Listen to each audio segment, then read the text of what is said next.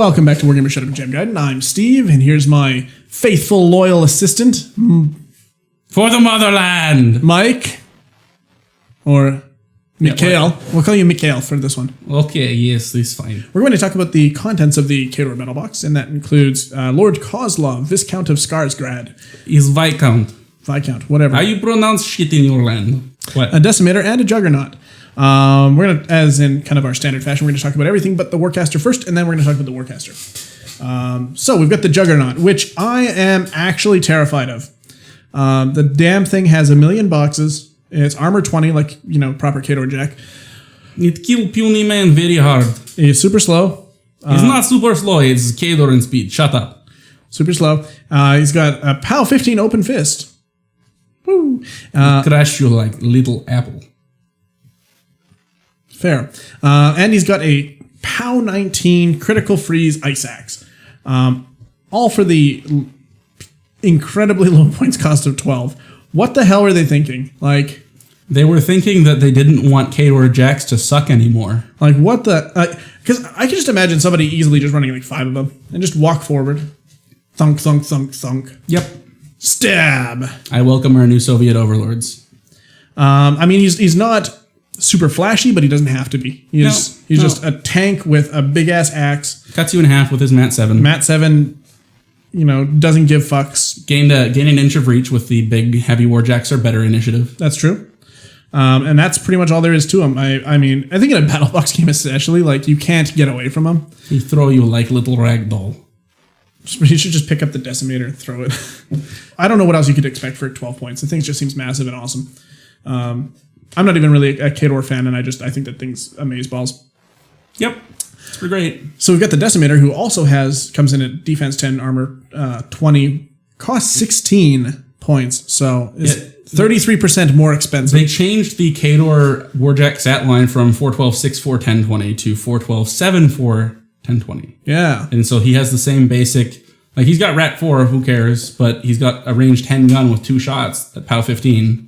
Yeah, fair. Well, I mean, he does have a range attack, so Rat 4 kind of matters. I know, that's what I'm saying. It's like, it's got beatback, and it's got 2 shots, POW 15, pretty good. The ranged attack has beatback. Yes. Only the ranged attack has beatback. Weird. It's all right. It's good. I mean, you're Rat 4, so even if you're standing, like, even if you forfeit your movement, which you're probably never doing. You don't stand still to aim. You walk forward, you boost to hit. Shut up. Then his Ripsaw's POW 17 melee attack. You only need to hit once. And it's sustained attack, yeah. So you hit once and then you just go to town. And then Buzzsaw slice you in half. No, I mean, he only has the 1 melee attack. So, you know, at most you're getting 4 attacks with it if you're Juggernaut superior Khador damage, but the Ripsaw okay.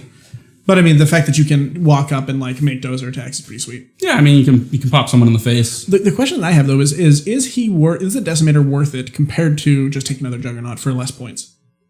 Like, are those POW 15 like low accuracy shots worth it? The thing is, it's not necessarily low accuracy. Like, it really depends. Like, you can use the Juggernaut to slam someone into their caster, so their caster's knocked down, and suddenly 2 POW 15s with boosted damage that practically auto hit. Yeah, doesn't sound so bad anymore. Like, that's true. I mean, if you're actively knocking things down, then that seems pretty good. Or in the case of Khador, because you have access to like Sorsha, like freeze abilities. Yeah, freezinating with Countryside.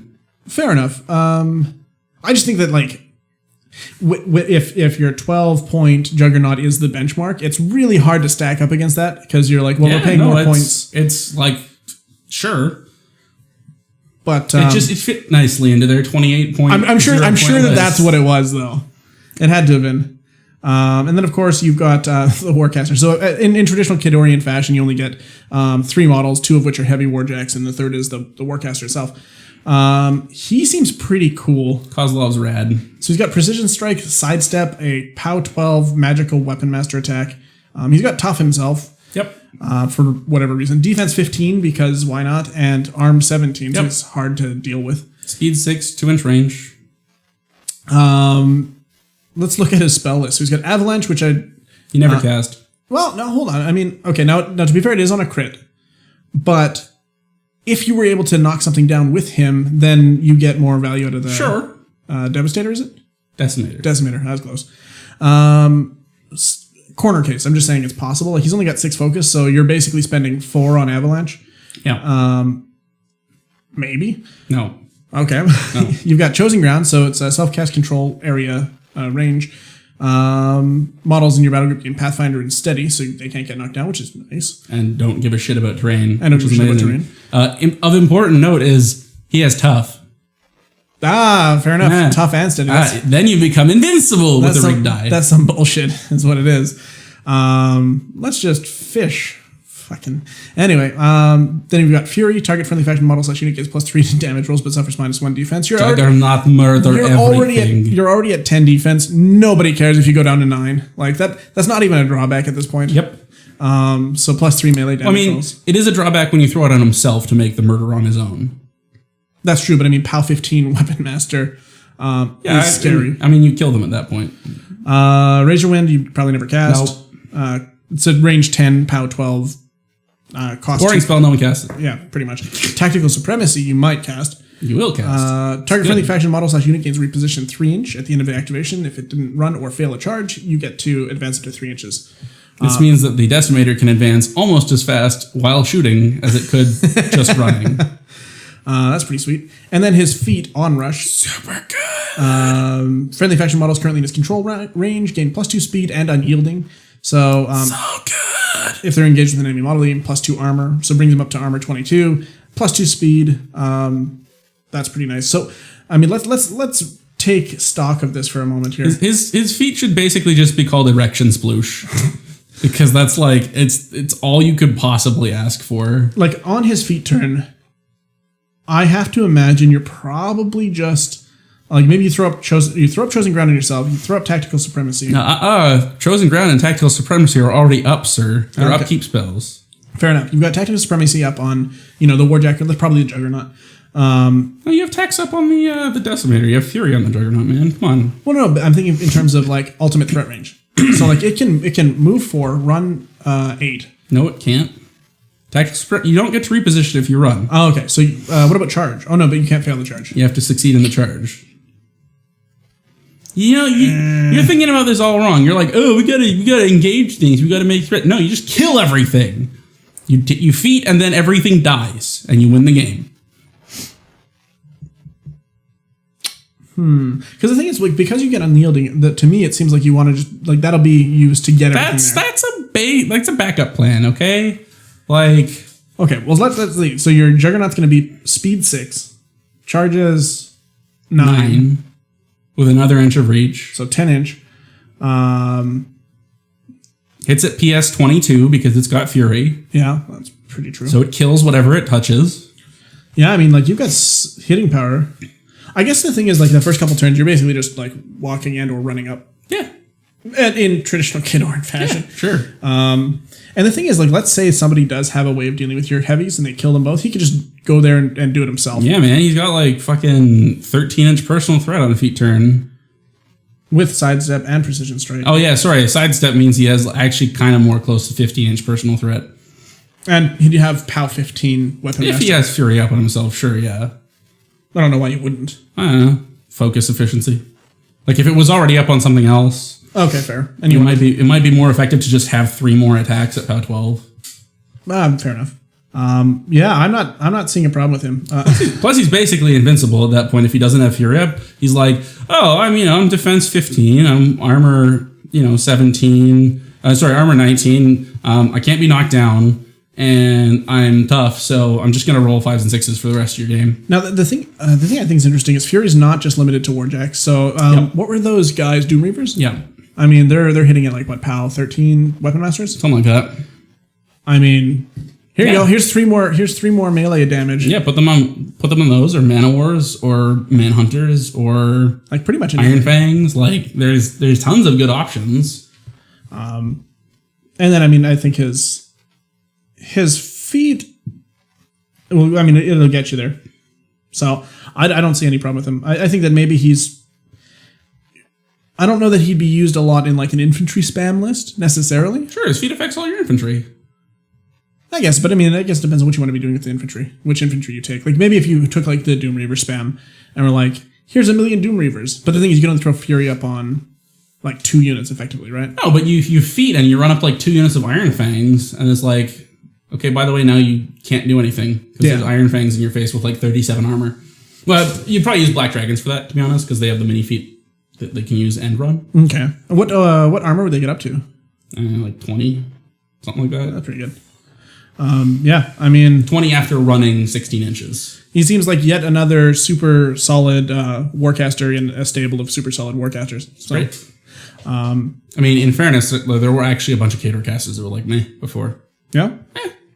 Like Zerkova. I'm just thinking like Butcher. I mean... Yeah, but like Butcher, like you look at Khador results, like Butcher's all over the place. Some Sorsha 2 here and there. Some Irisk. Vlad, I think. Doesn't Vlad get there sometimes? I mean, there have been times that Vlads have been useful. I don't know that now or immediately pre Mark III was one of them. Okay. What kind of list? I mean, obviously the Battlebox I think is perfectly serviceable, perfectly fine as a launching point into Khador. But what kind of list do you see yourself running the Kozlov here? Honestly, he lends himself to anything that isn't like super range focus. Like he doesn't really like having tons of jacks because he doesn't have anything that specifically makes warjacks better. Like all of his buffs make everything better. Actually, sorry, his the battle group spell is for warjacks only. Well, himself and warjack. Which one? The one that gives Pathfinder and Steady. Chosen Ground? Yeah, it's battle group. Yeah, you're right. So I mean, he does make his battle group better. That being said, though, his feat and tactical supremacy, he could run the journeyman, no problem. Well, yeah. And like those would still affect him. Chosen Ground wouldn't, but that's fine. No, like running him with fuck, I forget his name. The junior Malikov is great. Like, yeah, like it just seems like a really like kind of an auto include almost. Well, it brings your run threat up to 16, like 16-inch run threat for a warjack. Oh, because he increases the speed. Yeah, I was just thinking in terms of just being able to like run more jacks. Why I mean, not? sure, you could do that too, but like what I'm saying is like there's nothing inherently besides that spell that is warjack specific. Mm. So like he runs his battle group pretty well, but he also just does cool stuff for all of your infantry, like all of your army. So unless it's like a heavy ranged unit. Yeah, I think that, again, another really, really solid Warcaster to start with. Yep. And I guess that's pretty much all I have to say about him. You have anything else? He's big guy, cool guy, doesn't afraid of anything. And immediately after discussion, right now, you can see us unbox him. Yay! Woo! So yeah, stay tuned for that right now. Anyway, as you can tell, brand new box.